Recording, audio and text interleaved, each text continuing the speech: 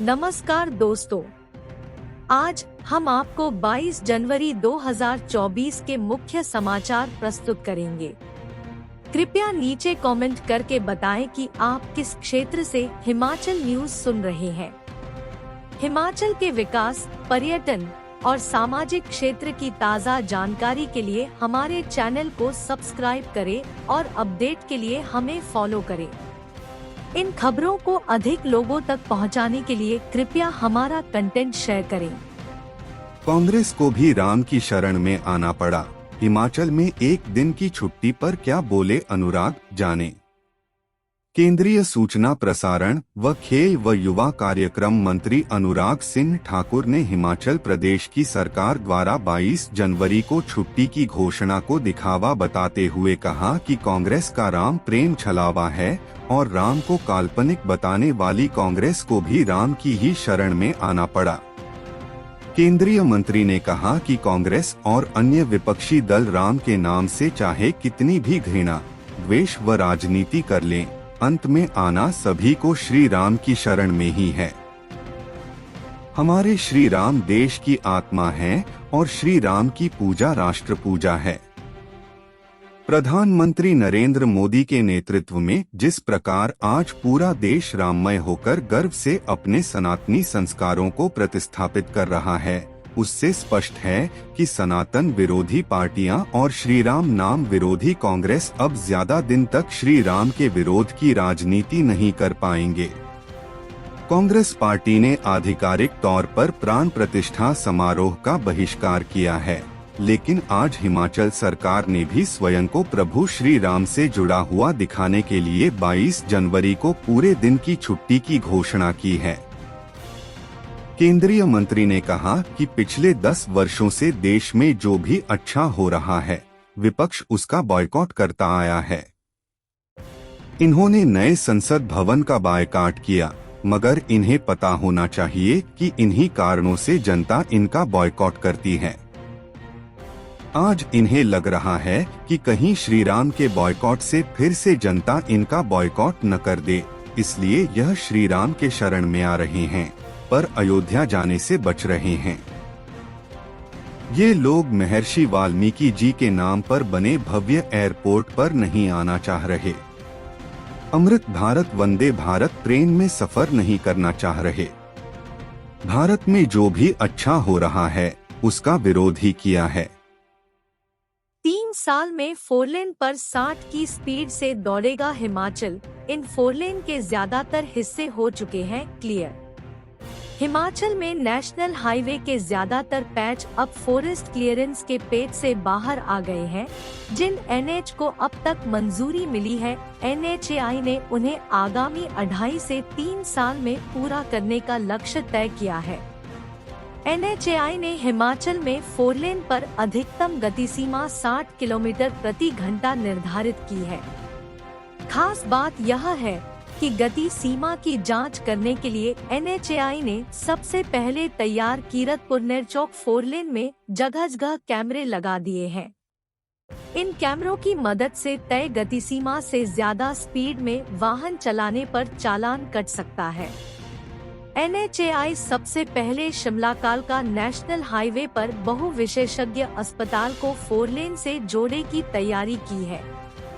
अस्पताल को 4 लेन से जोड़ने के लिए जून महीने तक का लक्ष्य तय किया गया है।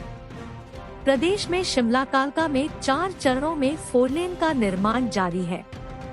इनमें से परवाणू से सोलन तक करीब 40 किलोमीटर के पहले चरण का काम लगभग पूरा हो चुका है। दूसरे चरण में सोलन से कैंथली घाट के हिस्से का निर्माण जारी है। इस हिस्से में 2 फ्लाईओवर, 1 सुरंग का निर्माण चल रहा है। कैंथली घाट से शकराल तक 17 किलोमीटर के निर्माण की प्रक्रिया शुरू हो गई है।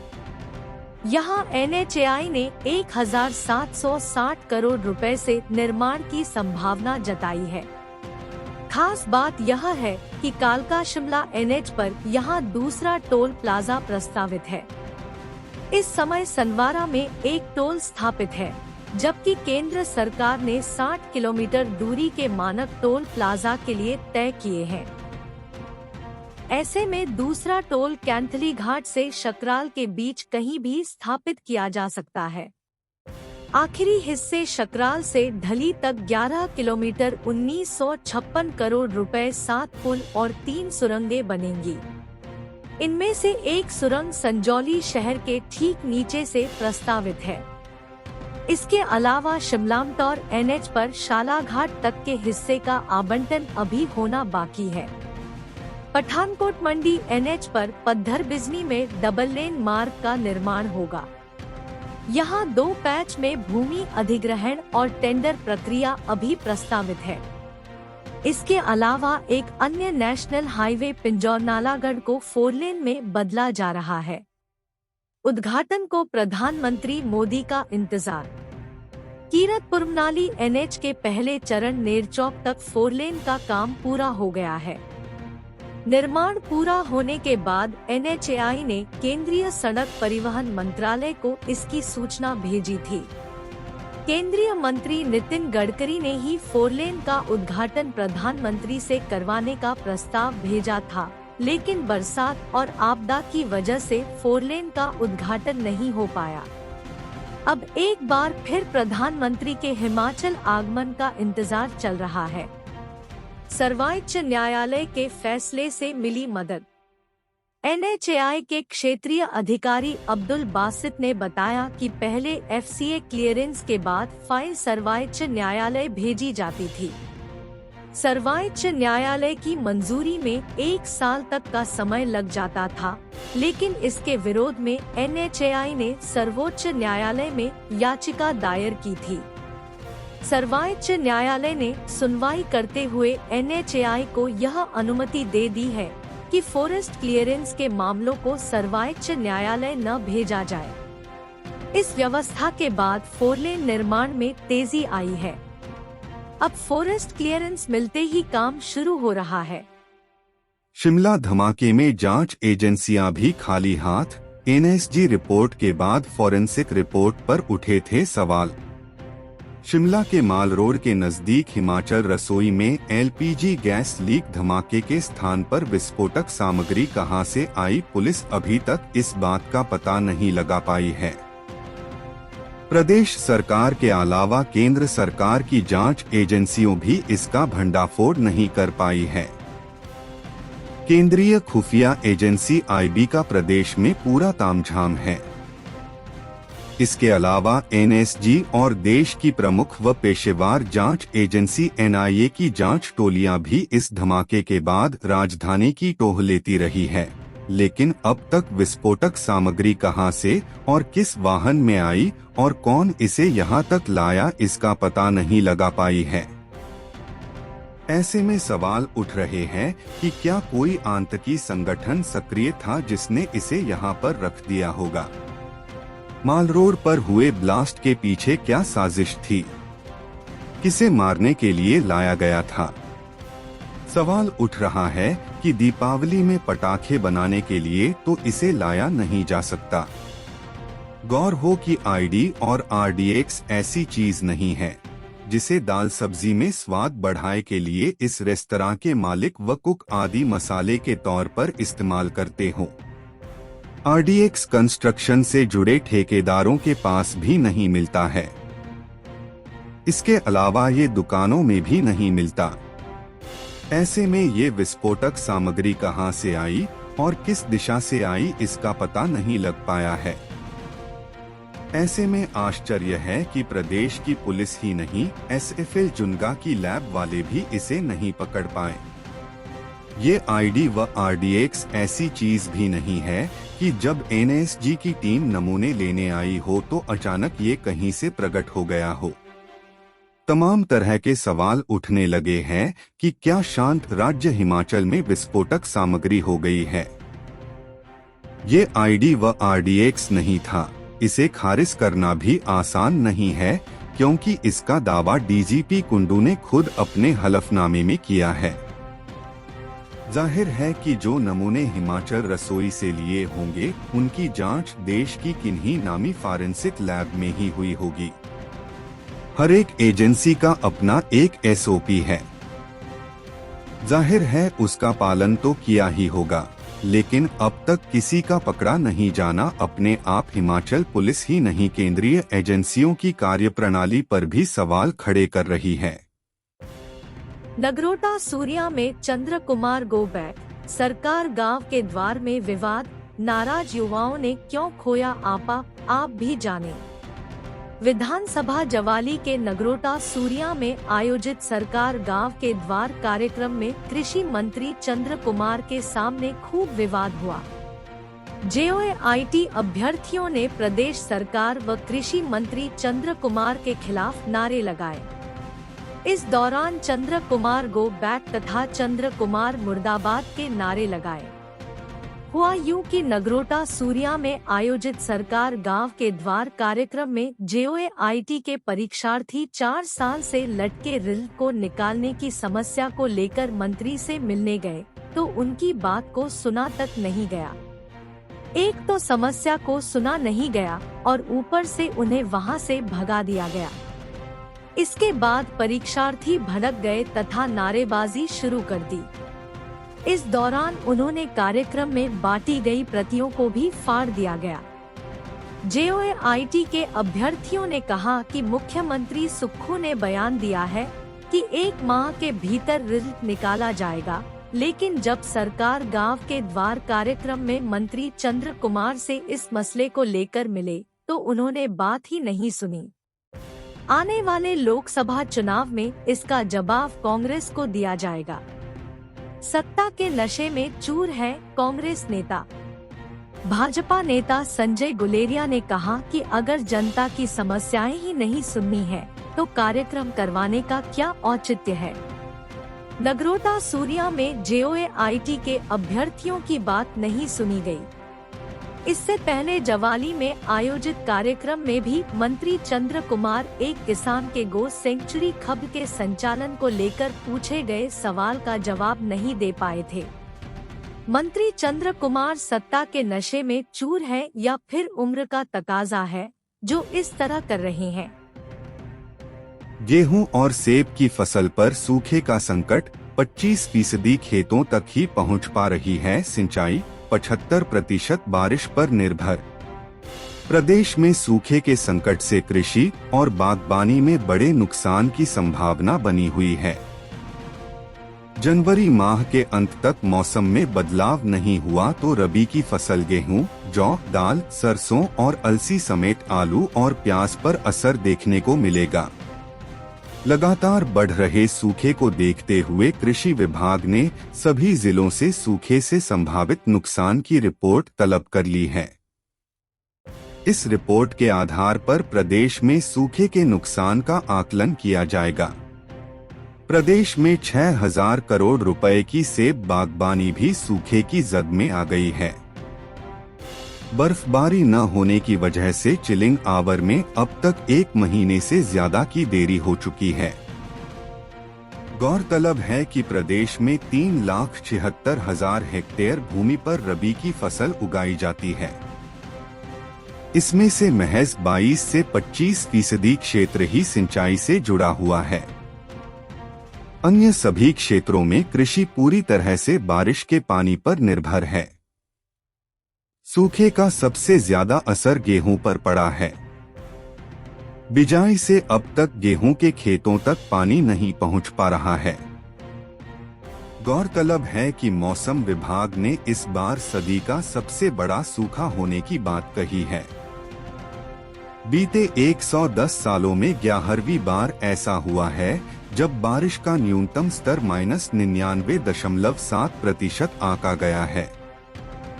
प्रदेश में बारिश 0.1% ही हुई है, जबकि इस अवधि में सामान्य बारिश का आकलन 43.1% है। इससे पूर्व सबसे कम बारिश वर्ष 1914 में दर्ज हुई थी। बर्फबारी न होने की वजह से सेब बागबान भी चिंतित हैं। सेब को सही ढंग से विकसित होने के बाद चिलिंग आवर पूरे होना आवश्यक है, लेकिन अभी तक बागबानी बहुल क्षेत्रों में चिलिंग आवर शुरू नहीं हो पाए हैं। सेब के चिलिंग आवर में हो रही है देरी। संयुक्त किसान मोर्चा के प्रदेश संयोजक हरीश चौहान ने बताया कि बर्फबारी और बारिश न होने से 6,000 करोड़ रुपए के सेब कारोबार पर असर देखने को मिल सकता है। सेब के लिए चिलिंग आवर की जरूरत 15 दिसंबर के बाद से शुरू हो जाती है और फरवरी तक बागबान चिलिंग आवर पूरे होने की आस में रहते हैं। करीब सवा महीना सूखे में गुजर चुका है। अब 26 जनवरी के बाद मौसम खराब होने की संभावना है और इस दौरान बर्फबारी होती है तो यह सेब के लिए राहत का संकेत दे सकती है। सेब की परंपरागत किस्मों के लिए 1000 से 1600 घंटे तक चिलिंग आवर की जरूरत रहती है, जबकि लोअर हाइट में 300 से 400 घंटे की चिलिंग से विदेशों से आयात की गई सेब की प्रजातियां विकसित हो जाती है। सड़क पार करके स्कूल जाने वालों को छूट, प्राइमरी अपर प्राइमरी विंग को एक साथ नहीं करनी पड़ेगी सुबह की प्रार्थना। राज्य का शिक्षा विभाग सरकारी क्षेत्र के एलिमेंट्री और हायर एजुकेशन के स्कूलों का क्लस्टर बनाने के फैसले में संशोधन करने जा रहा है। अब एक कंप्लीट गाइडलाइन जारी हो रही है जो 2 भाषाओं में होगी। इसमें उन बिंदुओं को भी शामिल किया जाएगा जो प्राइमरी टीचर फेडरेशन ने शिक्षा सचिव के साथ बैठक में उठाए हैं। शिक्षा सचिव राकेश कंबर ने बताया कि हिमाचल की भौगोलिक परिस्थितियों के हिसाब से भी कुछ बातें ध्यान में आई है, जहां प्राइमरी और अपर प्राइमरी विंग के बीच में स्कूल के बच्चों को सड़क क्रॉस करनी पड़ती है। उनके लिए ज्वाइंट मॉर्निंग असेंबली या मिड डे मील को एक साथ मर्ज करना जरूरी नहीं है। बच्चों की सुरक्षा प्राथमिक दायित्व है। उन्होंने कहा कि इस फैसले का मुख्य मकसद सरकारी स्कूलों में संसाधनों को शेयर करना है, फिर चाहे वह शिक्षकों की मैनपावर की बात हो या फिर स्कूल में मौजूद उपकरणों और अन्य सुविधाओं की। अब प्राइमरी टीचर फेडरेशन का कहना है कि अब भी स्कूल प्रिंसिपल सबसे पहले जारी की गई गाइडलाइन को ही देख रहे हैं, जबकि संशोधित निर्देश इग्नोर हो गए हैं। इसका एक हल यह निकल गया है कि अब कंप्लीट गाइडलाइन जारी होगी जो हिंदी और अंग्रेजी 2 भाषाओं में होगी। इसमें कुछ और बिंदु भी शामिल किए जाएंगे। शिक्षा विभाग ने करीब 4000 स्कूल क्लस्टर बनाने का फैसला लिया था, जिनमें से 60% एक्टिव है और काम करना शुरू कर गए हैं। चंबा, सिरमौर और कुल्लू इत्यादि जिला ऐसे हैं जहां परफॉर्मेंस अच्छी नहीं है। इसी की समीक्षा के लिए शिक्षा सचिव ने प्राइमरी टीचर फेडरेशन को भी मिलने का वक्त दिया था। शिक्षा उपनिदेशकों की ओर से आ रहे फीडबैक को भी संशोधित गाइडलाइन में जोड़ा जा रहा है। आधार कार्ड की तर्ज पर बच्चों को मिलेगा यह नंबर, घोटालों पर लगेगी रोक, रिकॉर्ड भी रहेगा सुरक्षित। शिक्षण संस्थानों में शिक्षा व्यवस्था को सही बनाने के लिए केंद्रीय मानव संसाधन मंत्रालय ने स्कूलों को नए निर्देश जारी किए हैं। इन नए निर्देशों के मुताबिक सरकारी और निजी स्कूलों के बच्चों को ट्रैक करने के लिए आधार कार्ड की तर्ज पर परमानेंट एजुकेशन नंबर जारी किया जाएगा। प्रदेश भर में शिक्षा विभाग इस कार्य में जोर शोर से लगा है। यूडाइस प्लस पोर्टल के जरिए सरकारी व निजी स्कूलों में पढ़े वाले बच्चों को 53 सूचनाएं UDISE unified district information system for education में भरने का काम जारी है। यह काम स्कूली स्तर पर हो रहा है। इसमें बच्चों की हेल्थ, हाइट, ब्लड ग्रुप व वजन तक का भी जिक्र है। ये सूचनाएं भरने के बाद हर बच्चे को एक विशेष नंबर आवंटित किया जाएगा। इस नंबर को परमानेंट एजुकेशन नंबर पैन नाम दिया गया है। हमेशा बच्चों के काम आएगा ये नंबर। स्कूल में बच्चों से संबंधित हर काम करने वाले के लिए अब इस नंबर का उपयोग करना जरूरी होगा। बच्चों की टीसी काटने पर भी इस नंबर को भरना अनिवार्य होगा। नंबर नहीं भरने की स्थिति में बच्चों की ऑनलाइन टीसी जेनरेट नहीं हो पाएगी। इसके साथ ही डिजी लॉकर सहित अन्य जगह पर भी इसे लिंक किया जाएगा। जहां से बच्चों का डाटा एक ही जगह स्टोरेज हो पाएगा। दूसरा फायदा ये भी होगा कि स्कूल छोड़े वाले बच्चों को सरकार ट्रैक तक नहीं कर पाती थी कि उन्होंने किसी दूसरे स्कूल में प्रवेश भी लिया या नहीं। फर्जी मार्कशीट से नौकरी पर अंकुश। सरकार की ओर से विद्यार्थियों के लिए विभिन्न योजनाओं का फायदा दिया जाता है। इनमें अक्सर फर्जीवाड़े के मामले सामने आते हैं। इतना ही नहीं, नौकरियों के लिए भी लोग फर्जी तरीके से मार्कशीट का उपयोग कर लेते हैं। लेकिन पैन अनिवार्य होने के बाद फर्जीवाड़े पर अंकुश लग सकेगा। साथ ही सरकारी योजना का लाभ भी मिलेगा। वहीं छात्रवृत्ति घोटालों पर भी रोक लगेगी। बच्चों का रिकॉर्ड भी इसमें सुरक्षित रहेगा। सीएम निवास भी हुआ जगमग। अयोध्या में राम मंदिर प्राण प्रतिष्ठा से पहले ओक ओवर भी सजाया गया। 22 जनवरी को अयोध्या में नवनिर्मित भव्य श्री राम मंदिर में प्राण प्रतिष्ठा समारोह से पहले हिमाचल सरकार के मुख्यमंत्री के सरकारी निवास को भी जगमग कर दिया गया है। ओक ओवर को रंगीन एलईडी लाइट्स के जरिए सजाया गया है। हालांकि मुख्यमंत्री सुखविंदर सिंह सुक्खू का सोमवार को दिल्ली जाने का कार्यक्रम है। इससे पहले रविवार को राम मंदिर शिमला में आयोजित कार्यक्रम में मुख्यमंत्री ने एक तरफ सोमवार को सरकारी छुट्टी की घोषणा की थी, वहीं दूसरी तरफ लोगों से भी आग्रह किया था कि वह 22 जनवरी की शाम को अपने घरों में श्री राम के नाम का दिया जलाएं। बीमार महिला को बड़ा भंगाल से एयरलिफ्ट कर पहुंचाया टांडा। सीएम ने भेजा था अपना हेलीकॉप्टर। एक बार फिर मानवीय संवेदनाओं का परिचय देते हुए मुख्यमंत्री सुखविंदर सिंह सुक्खू ने आज हेलीकॉप्टर भेजकर बीमारी से जूझ रही 69 वर्षीय कपूरी देवी को बड़ा भंगाल से एयरलिफ्ट कर टांडा मेडिकल कॉलेज कांगड़ा पहुंचाया। मुख्यमंत्री को जैसे ही पता चला कि जिला कांगड़ा की बड़ा भंगाल निवासी कपूरी देवी एक सप्ताह से अस्वस्थ चल रही हैं और वह खाने पीने के साथ चलने फिरने में भी असमर्थ है, तो उन्होंने तुरंत महिला को एयरलिफ्ट कर बेहतर स्वास्थ्य सेवाएं प्रदान करने के निर्देश दिए। आज सुबह हेलीकॉप्टर के माध्यम से कपूरी देवी को बड़ा भंगाल से सफलतापूर्वक एयरलिफ्ट किया गया और स्वास्थ्य लाभ के लिए टांडा मेडिकल कॉलेज में भर्ती करवाया गया है। कपूरी देवी को डॉक्टरों की निगरानी में रखा गया है। मुख्यमंत्री ठाकुर सुखविंदर सिंह सुक्खू ने उनके शीघ्र स्वस्थ होने की कामना की है। वहीं कपूरी देवी के परिवार ने इस सहायता के लिए मुख्यमंत्री का आभार व्यक्त किया है। ढालपुर में आग की भेंट चढ़ी नगर परिषद की दुकानें, लाखों का नुकसान। कुल्लू के ढालपुर में शनिवार देर रात को नगर परिषद की दुकानों में आग लग गई। अचानक लगी इस आग में 5 सब्जी मालिकों की दुकानें पूरी तरह से जलकर राख हो गई हैं, जबकि 4 अन्य दुकानों को भी नुकसान पहुंचा है।